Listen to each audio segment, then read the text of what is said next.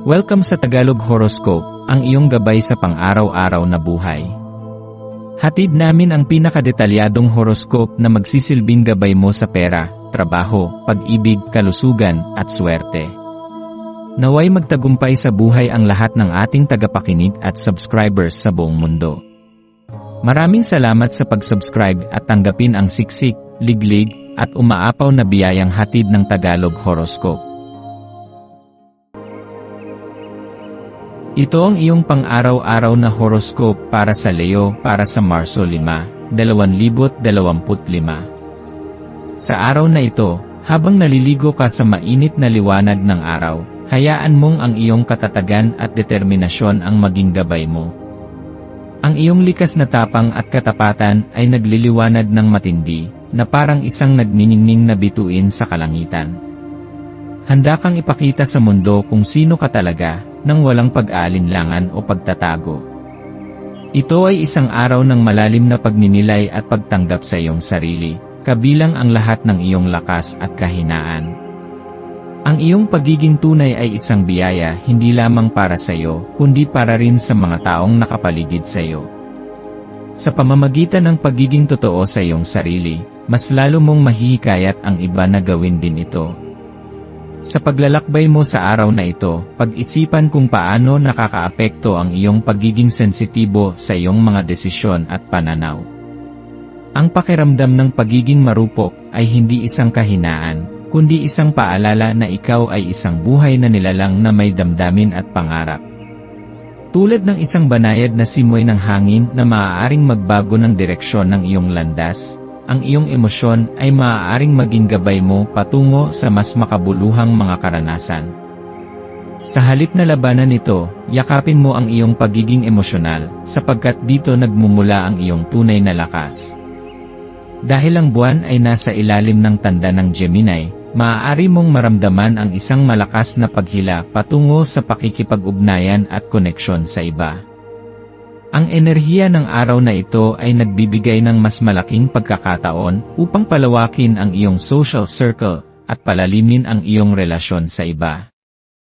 Ang bawat pag-uusap na iyong sisimulan, bawat ideyang iyong ibabahagi, ay may potensyal na magbukas ng bagong pintuan ng oportunidad at pagkakaibigan. Huwag kang matakot na ipahayag ang iyong mga saloobin at damdamin, dahil sa iyong katapatan at init ng puso, mas maraming tao ang mahihikayat na lumapit sa iyo. Ang araw na ito ay puno rin ng posibilidad para sa mga bagong simula. Kung may matagal ka nang iniisip na gawin, isang proyekto, isang layunin, o isang pangarap, ito na ang tamang panahon upang ito ay isakatuparan. Huwag mong hayaang pigilan ka ng takot o pangamba sa maaaring mangyari. Sa halip, gamitin mo ang araw na ito bilang isang pagkakataon upang subukan ang mga bagay na dati mong kinatatakutan. Ang universo ay sumusuporta sa iyong mga hakbang patungo sa hindi pa natutuklasang mga posibilidad.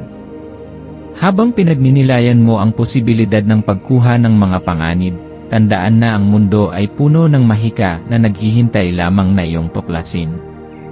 Ikaw ay may likas na kakayahan na maging inspirasyon sa iba, isang pinuno na kayang gabayan ang iba sa pamamagitan ng kanyang lakas ng loob at determinasyon. Yakapin mo ang misteryo ng buhay at hayaang ang iyong pagkamausisa ang magdala sa iyo sa mas malalalim na karanasan. Ang bawat desisyon na iyong gagawin ngayon ay magdadagdag ng kulay at lalim sa kwento ng iyong buhay.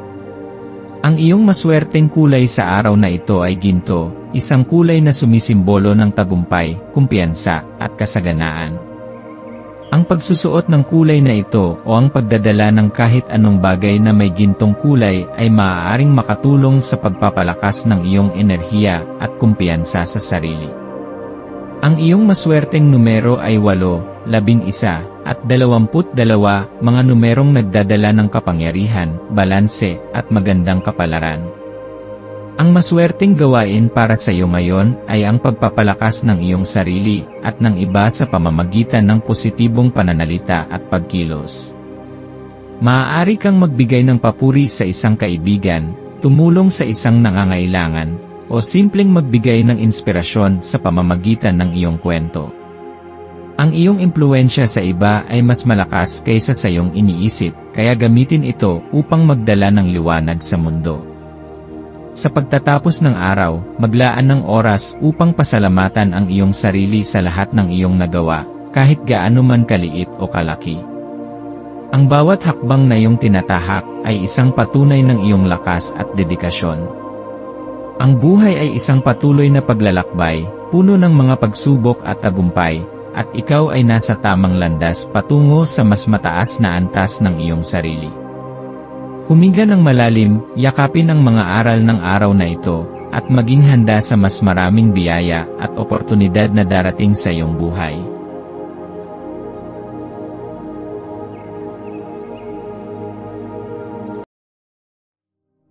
Tayo ay magkaroon ng kaunting sandali upang ipagdasal ang lahat ng mga dalangin ng ating mga subscribers, na sana'y matamo nila ang kanilang mga pinapangarap sa buhay, magandang trabaho, mabuting kalusugan, payapa at masayang pamumuhay, at siksik, liglig at umaapaw na biyaya at kayamanan. Ipinagdarasal namin ng mataimtim ang lahat ng mga komento sa nakaraang video, at hinihiling namin, Panginoon, na pagpalain mo ang ating mga subscribers ng masayang buhay sa mundong ibabaw. Maraming salamat po. Maaari kayong mag-subscribe sa aming channel na Daily Prayer, kung saan nag-a-upload kami ng pang-araw-araw na Catholic Gospel Readings, Reflections, at Daily Rosary Reading para sa lahat ng misteryo ng araw. Tulungan ninyo kaming buuin ang community na ito at mag-subscribe na.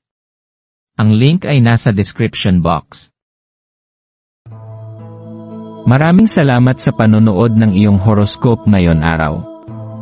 Naway gabayan ka ng mga bituin sa iyong landas.